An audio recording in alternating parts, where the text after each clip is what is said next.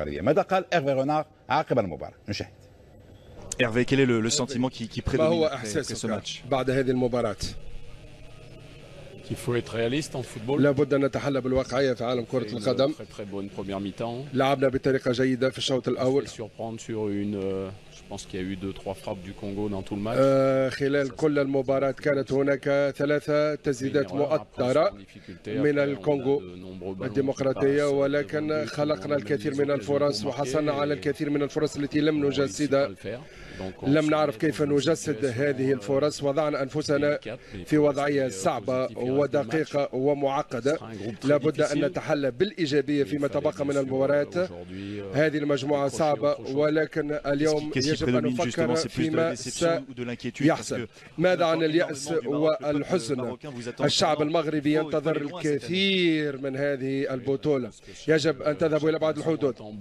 طبعا كل أمة تنتظر الكثير من المدرب ومن الناخب الوطني. اليوم لم نرتقي إلى الآمال المعلقة علينا ولم نفرح الجماهير. كانت مباراة مهمة، رأينا وأن التوغو تتعادل مع الكوت ديفوار. هذه نتيجة جيدة للتوغو، يجب أن تكون قوية جدا.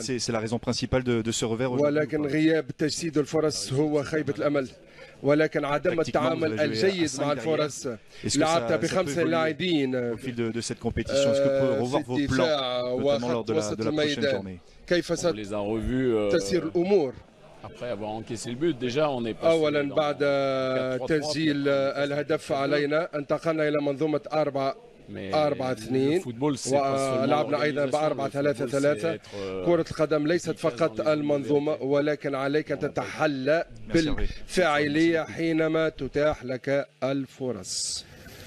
ربما هذه التبريرات قد تضع إيرفي رونار في قفص الاتهام.